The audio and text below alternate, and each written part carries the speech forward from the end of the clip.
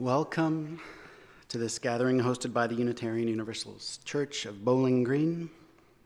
Whether you are here in person or online, we are so glad that you are joining us. My name is Ryan Thomas, and this is my first time to play this role as service associate. It's an honor. I ask at this time, offer a reminder to set our phones to silent. We are a welcoming congregation, whoever you are, however you identify, wherever you come from, and whoever you love, you are welcome here. Our Sunday services are different each week so that we can honor and learn from our wide array of traditions and beliefs. Today, our speaker is James Miller. I'll give you more information about James and his topic later. Though we each walk our own path here in this place, on the land of the Osage, the Cherokee, the Shawnee, and the Yuki. And now at this time, we journey together as one community.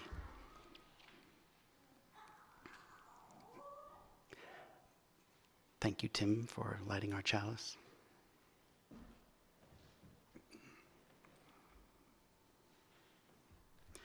For Unitarian Universalists, the flaming chalice is a symbol of the light of learning and the love of our community. As our congregation's chalice is lit, please light your own chalice at home if you have one. And join us in singing 362, Rise Up, O Flame.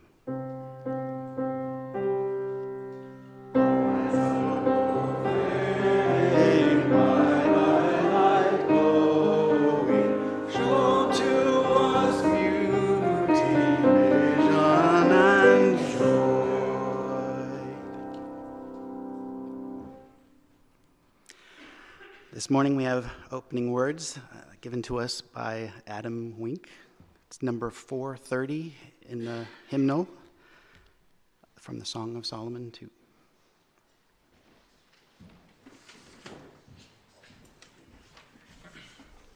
Once again, this is number 430 in Singing the Living Tradition Book, Song of Solomon 2.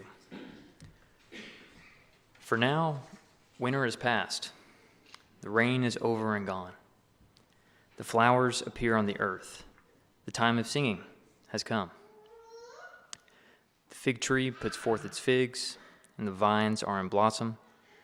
They give forth fragrance.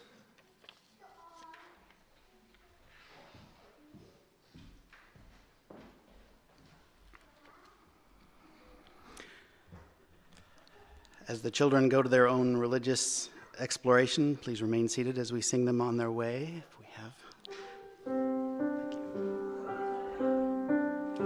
Go now in peace, go now in peace. May the love of all surround you.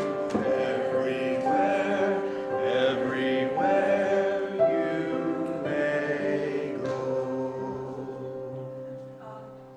We are going to be doing an egg hunt after the service, so it's a family egg hunt at noon, so you can join us then. And if you want to show me the little one and then come back to the service, that's it. And now we have our first hymn, number 282 in your main hymnal. If you would, open the teal hymnal to 1050. I'm going to briefly give you an introduction to this, because this is something that we haven't done in probably 8 years. So 1050? I don't know that anyone here has done it. But This is 282. Oh, this is 282. This is not the Jazz Hallelujah. Right. Oh, okay. Well, I'm glad you said that, because that was very odd. Okay. You're on your own, all right? Stand as you are willing or able.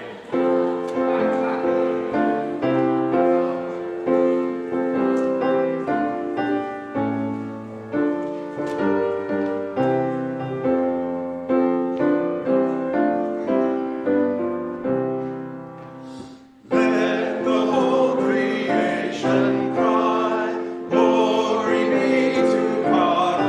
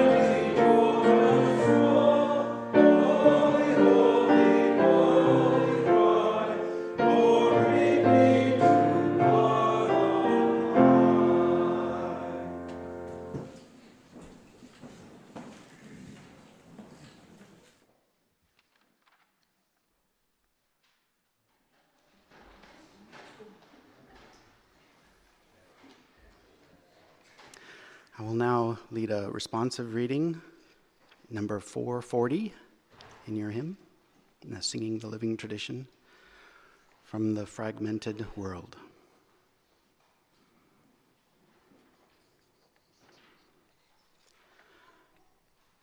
From the fragmented world of our everyday lives, we gather together in search of wholeness.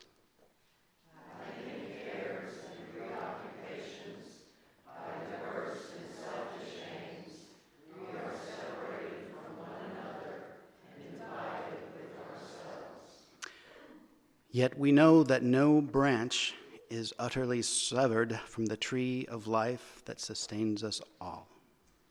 We cherish our oneness with those around us and the countless generations that have gone before us. We would hold fast to all of good we inherit, even as we would leave behind us the outworn and the false. We would escape from bondage to the ideas of our own day and from the delusions of our own fancy. Let us labor in hope for the dawning of a new day without hatred, violence, and injustice. Let us nurture the growth in our own lives of the love that has shone in the lives of the greatest of Christmas.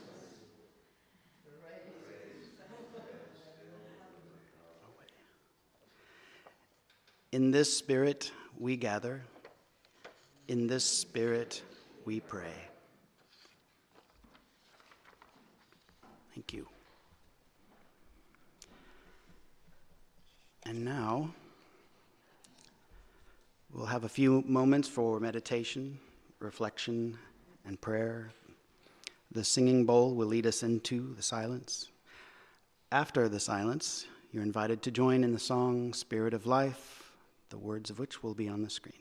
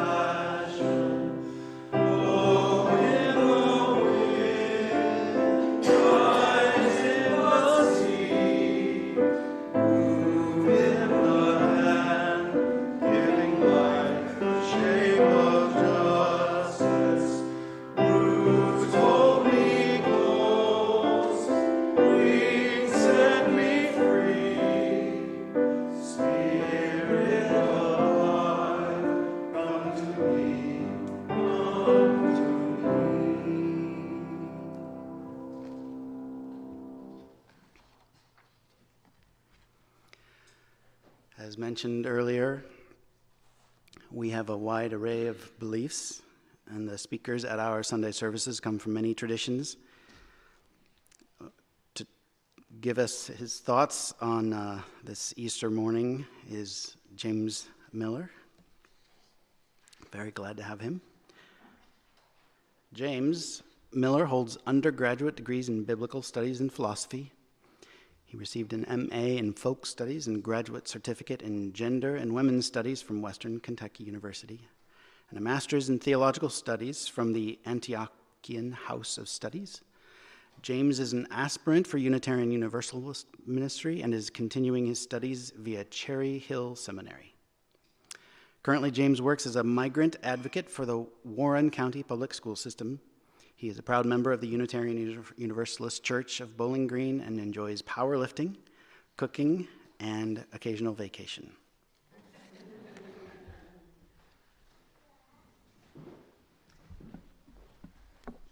Thank you, Ryan. So today is Easter. It's at least Easter in the Western churches. And like Christmas, it's a holiday that's celebrated both in our faith traditions, but also as a part of our culture. It's kind of ubiquitous. It's here. In the Eastern churches, of which I was a part of for a number of years, today is Palm Sunday. And next week will be their Easter, which is called Pashca, which comes from the terms for Passover.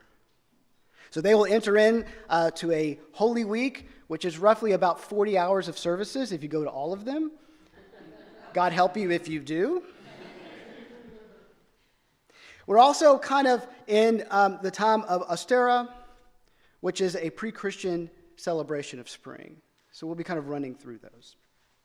Some of my educational background is folklore, and so when we come to calendar customs, as these are, or holidays, I tend to want to think about them as part of a larger narrative, a cycle of holidays that we get throughout the year. So these cycles, they seem to mirror our cycles of life. They help us to define and understand what is going on. How do we think about these larger mysteries? And these celebrations come out of our struggles with those things. So in general, spring would be our idea of new life, right? So holidays tend to have that theme. Summer tends to be about the fullness of life. Then we move into fall, it's the twilight of life, and we're preparing for winter, which is often seen as that sleeping time or death. And then we start the whole thing back over again with new life in the spring. So I think if we're going to grasp and really understand a calendar custom or a holiday, it's best to do that by putting it in that context. So for us to understand a spring holiday, we'll need to start in winter. So winter is often characterized by darkness and stillness and cold. And while it can be beautiful, for much of human history, winter was, and for many still is, a time of risk and scarcity, and all too often death. So in the fall, we kind of watch nature fall asleep. And at one point in history, and for some of us now, choices had to be made about how to get through winter. So many holidays during this winter time are reminders of the light that are coming to help us get it through it, as much as it is to celebrate. So in the fall, we are, us and nature are preparing for winter, either by storing food, hibernation, or migration. I tend to like to migrate to Florida for a couple weeks myself, but I always come back. So winter can also be symbolic, right?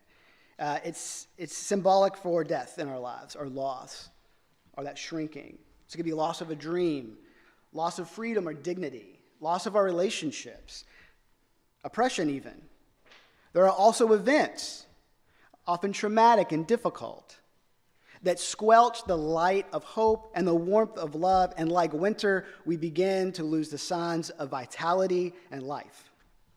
And we too can have the response of storing those things which we think we need, hiding away, or migration, running from those things. All of which have a cost. Now, it would be great to say once that winter's over, we're right into spring, but that's not always the case.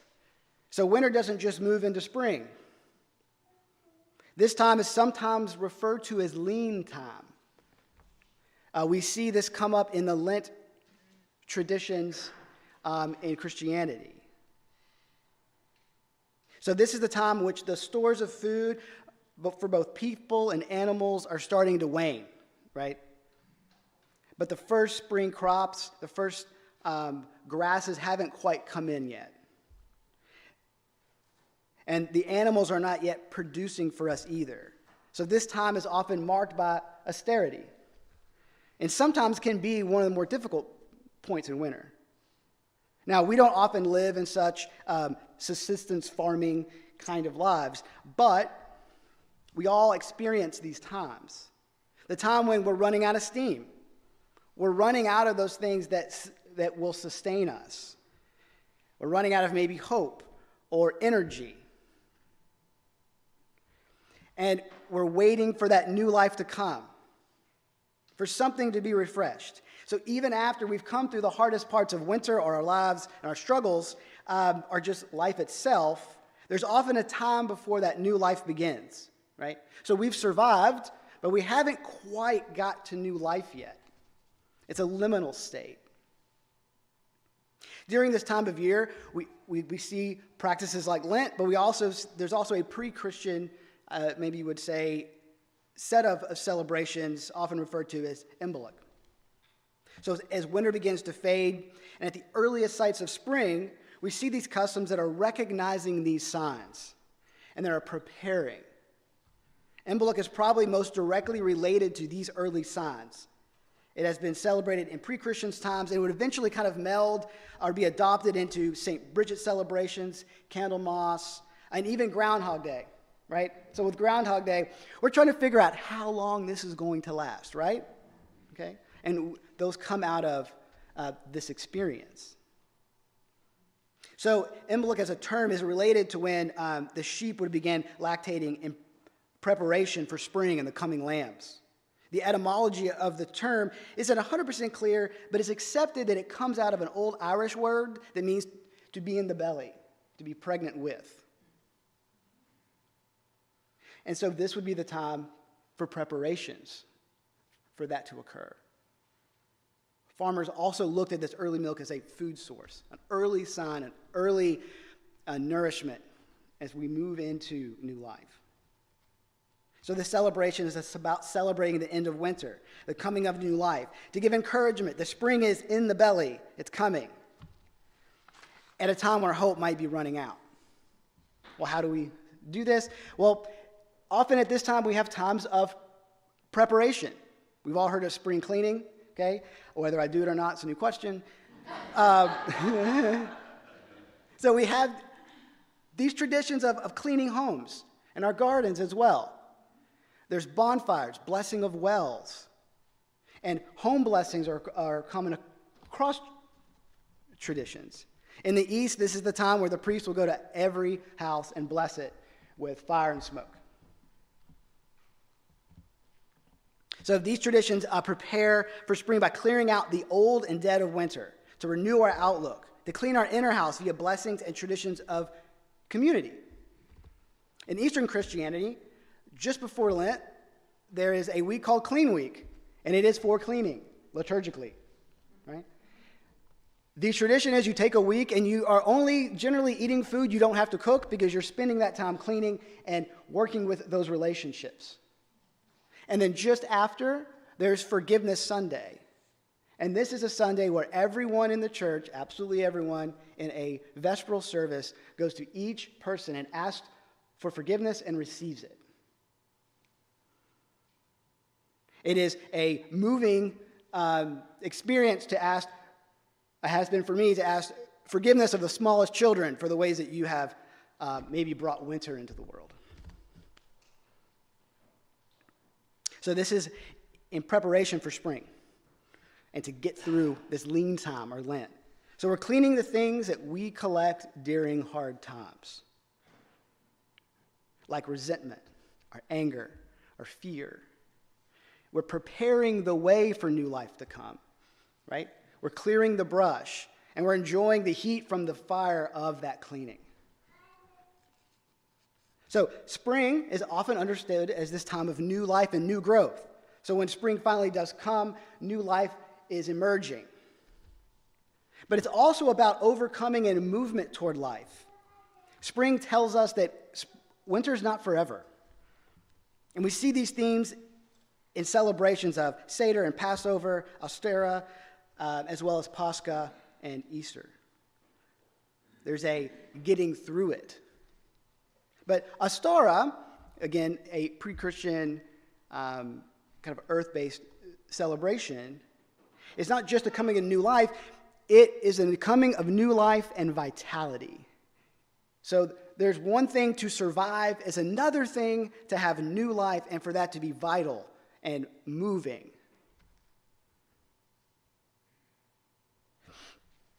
We see in our Easter celebrations a couple of these symbols, eggs.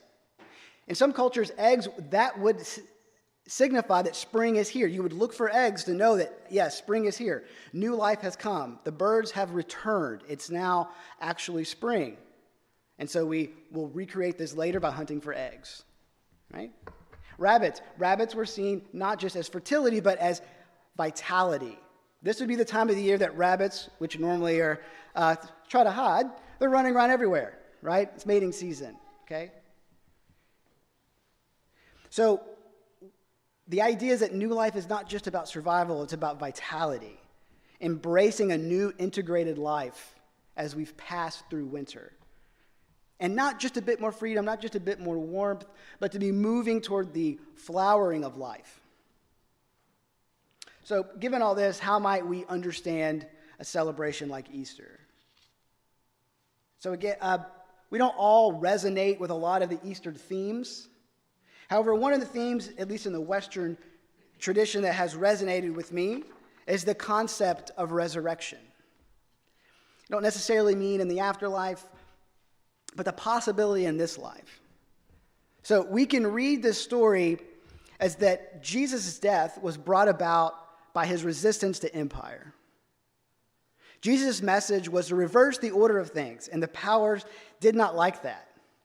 There are plenty of small hidden places where it's not always clear to the reader, but Jesus is upturning the whole world, the whole order of things. He was, in essence, killed for treason.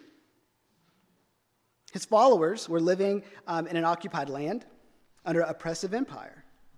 They wanted liberation and peace. That's what the Messiah was supposed to bring. And the empire thought if they killed the leader, that the rebellious movement would also end and die out.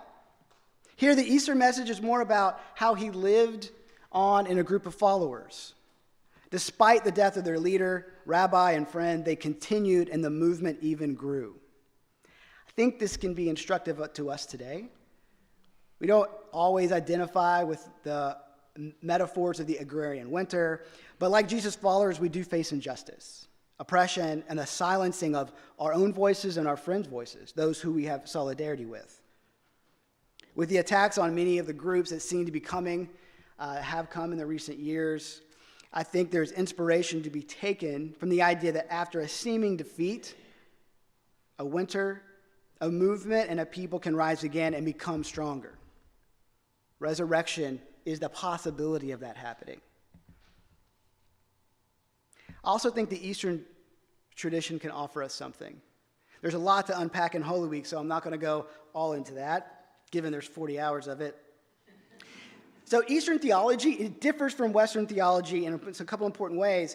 One, it does not have this core concept of original sin. Right? The idea that you're born sinful and sin is this thing that separates you. It's more ancestral. You've been affected by things. So people here are essentially good, and sin is not the judicial issue. Thus, substitutionary atonement doesn't really make sense in that theology. So in the Eastern mind, Jesus' work was to live the entirety of human life, from birth to death, and unite it fully with the divine in all areas, thus liberating it. In the Eastern mind, Jesus dies the moment he's born. The icons of Christmas and the Nativity show him already wrapped in his swaddling clothes and in the cave. Right? He's already entered into our death. So Holy Friday is not so much about paying for a sin. We see this on Holy Saturday. So in the Eastern thought, Jesus descends into Hades and empties it. So the narrative sort of makes him out to be a trickster of sorts, right? So hell thinks it's getting the divine. It thinks it was won, right? And this is a heavy theme you'll find in the liturgical services. It thinks it's won, but realizes, oh no, I've made a mistake. And so from that place, Christ relieves and frees the captives, not from outside the gates, not from a declaration, but from the depths of that place. He goes there and unites himself and frees the captives. So on Holy Saturday morning, you'll find that once the service starts, once there's been lamentations being sung all night, the priest will literally run around with leaves, and he's throwing these leaves everywhere. They're dried basil leaves, right? Okay, and there's screaming and everything else. The jubilance has happened. And these leaves fall on the ground and they're crushed, and they are the symbols of the broken chains. They are the broken chains. And those will remain on the floor through Pashca and through Bright Week, as all the doors in the church are opened. So Pashca is a reminder that resurrection and new life is found here and now, in the very places we find the deepest winters and sorrow. We don't need to migrate to find that new life. And we can take that light into dark places. So Pashca night, as people come to get their light from the candle, come, let us receive the light from the light that can never be overtaken by night. It's sung over and over. And the Paschal refrain, Christ is risen from the dead, trampling down death by death, and upon those in the tombs bestowing life. And that's the message. Life has been bestowed. No, you don't hear a lot of the sacrificial language. So, what does Easter give to us? Easter presents to us the idea that we have a resurrection here and now, that new life is possible. Again, Jesus' followers lived under the oppressive hand of an imperial power. They were looking for liberation, and the crucifixion seems like the powerful had won. And very often in our lives, we feel like maybe we've lost. But the message of Easter can be that these events in our lives are not the end. There's something beyond the suffering, disappointment, and grief. Resurrection is possible. Pashca and Holy Saturday points to the idea that no matter how bad our situations can be, they can connect us to each other, to the divine, and to this life that's forthcoming. That the divine is often found not near the triumphant, but sitting with in the depths of suffering. It is there that the light of love and liberation is needed. And like Christ descending into Hades, the divine and those who seek the divine move to these places to break chains and bring light. But unlike resurrection, Ostera and its related embleck reminds us that life and liberation do not always come to us in a grand moment. Most often it doesn't. Or in a clear revelation, or in a glorious spectacle. We may need to look for those sprouts of life in the winters and both nurture them and celebrate them. We may need to clear out the things that we tend to collect during the hard times to find them. During our winters, we need to prepare for this new life. We may need to lean on each other to get through that time before the new life comes. These sprouts of new life can be easy to miss. Our winters can seem insurmountable, but as small sprouts can eventually crack concrete and bring down mountains, we can take solace and nurture those early signs of life and liberation. And Ostera also reminds us that this new life needs to be a vital one. We should be moving toward a vital and fertile life, not just survival. Not just, I got through it. That may be where you are, and that's totally fine. But the idea is to not settle for surviving. This isn't automatic, and it can take some effort to move through to life, to the summer of our lives. Our liberation, even if it's one, may take time to unfold, and that's okay. Like growth of a flower, it takes time for our springs to come to full bloom and vitality.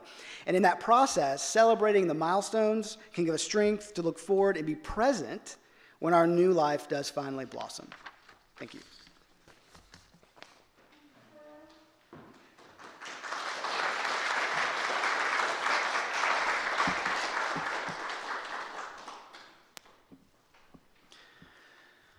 Thank you, James.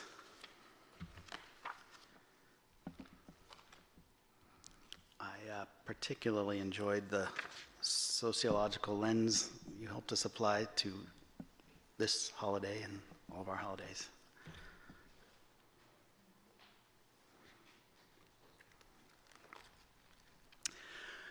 This congregation and the work we do is supported by the voluntary generosity of all who contribute. The offering is a sacrament of the free church. Our greeters will now pass the collection plate. You may also use the QR code on the screen when it appears, or donate via our website.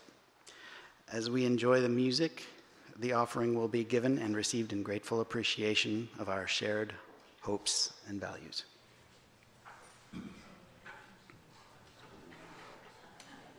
On a beautiful day like this, everybody likes to get outside and do things. Spring's a lovely time of the year with lots of blooms and greenery, warm weather. We're going to do a song about spring and someone who has an unusual way of celebrating it. This song is not necessarily the opinion of our performer.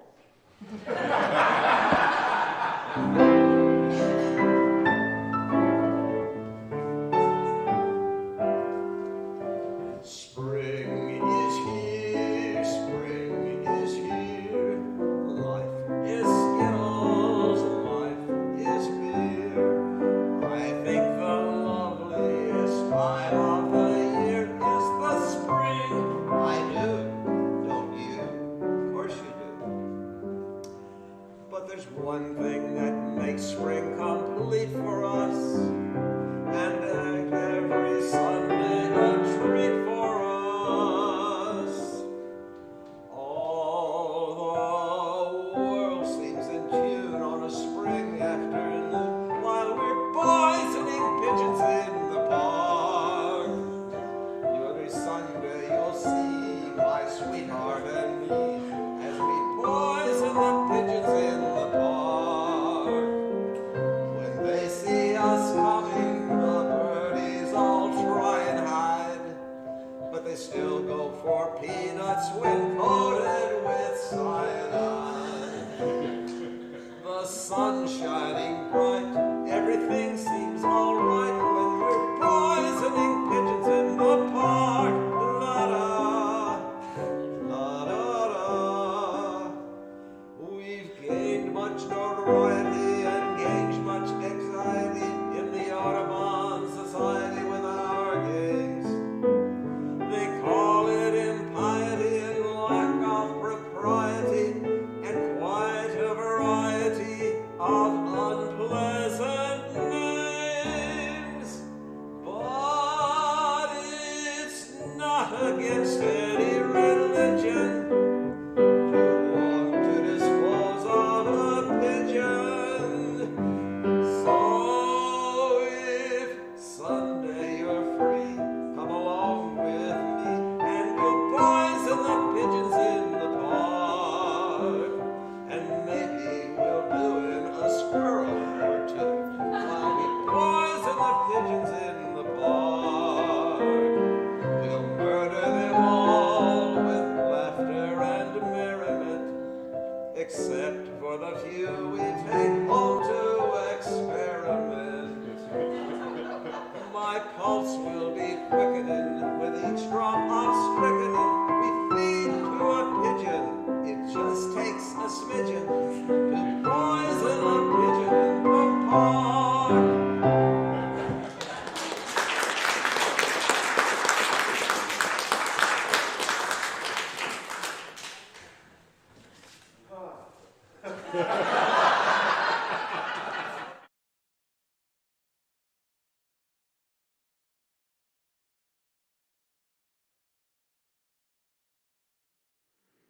In the service of our congregation and our community, I'd like to take a moment to thank all those volunteers who made the service possible today.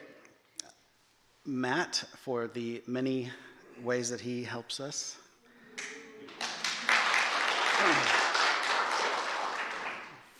Forrest for his musical direction and talents, and John for his performance today.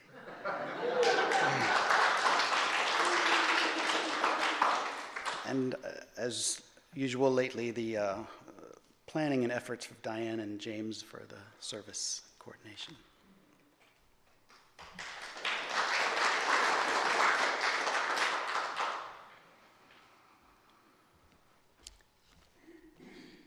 Our community has some news and announcements.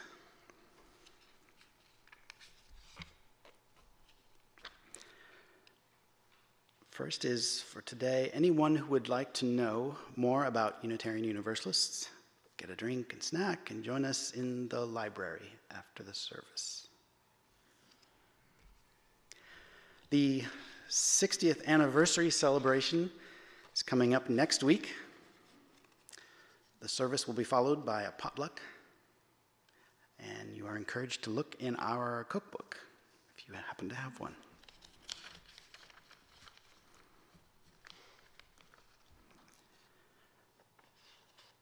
Members, after you have a snack and drink today, you're encouraged to stay for the beginning of a spring spruce up of the garden areas around the sanctuary and fellowship hall, and come back over this week if able to prepare for our 60th anniversary next Sunday.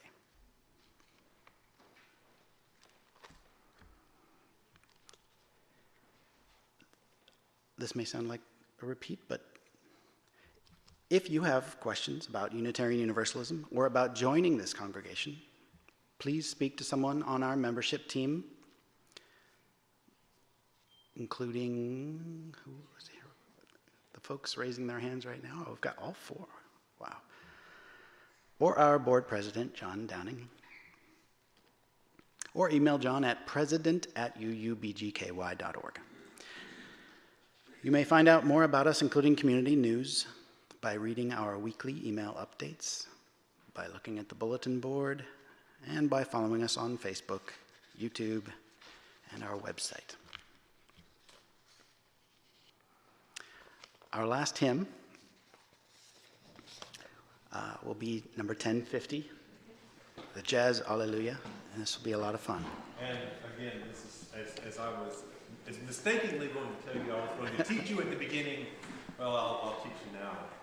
Listen to this. Stay seated for the time being. Listen to this. We're going to sing this as a round, but it's this is like a two-step song. If you have a peg leg, it's kind of in 5/4, so it has a really kind of strange feel to it. But if you've ever heard Dave Brubeck's Take 5, it's sort of like that. But anyway, here's the first line.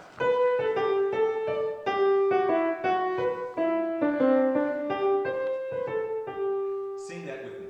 Alleluia, alleluia, alleluia, alleluia. And the second line is alleluia, alleluia, alleluia, alleluia. Sing it.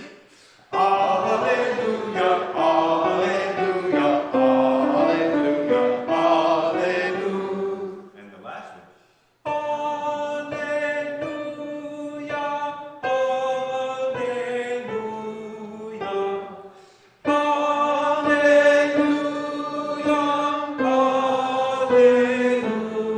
alleluia.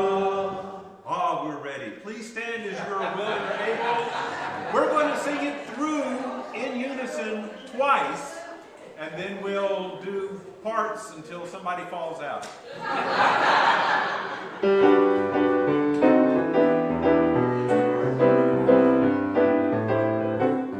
Alleluia, alleluia, alleluia, alleluia,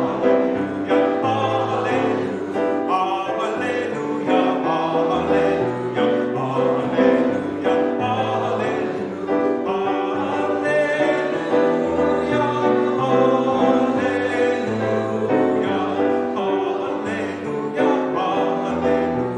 alleluia,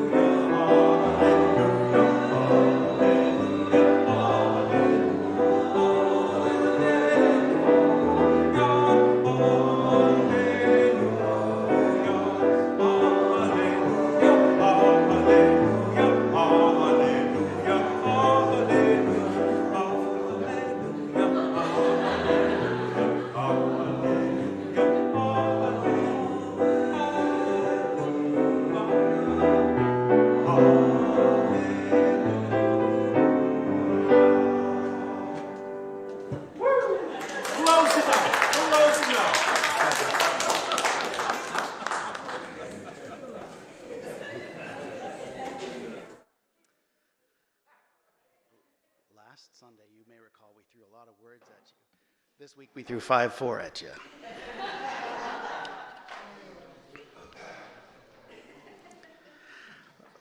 For our final reading, we'll have Roxanne Spencer offer up Closing Words for Easter by Alex Holt.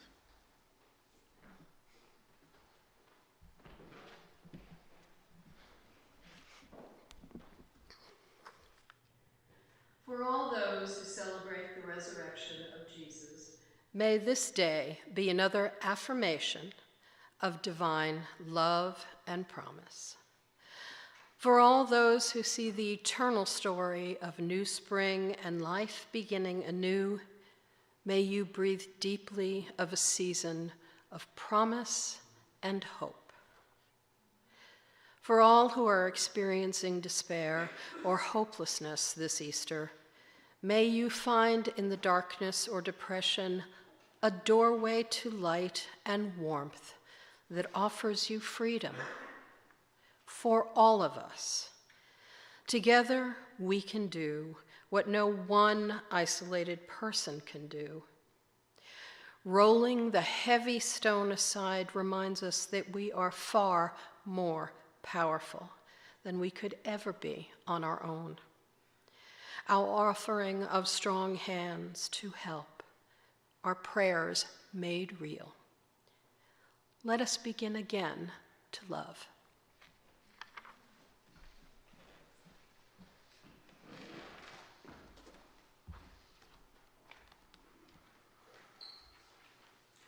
We now bid farewell to those who have joined us online. We hope you found the service meaningful, and we invite you to join us again. Be well and go in peace.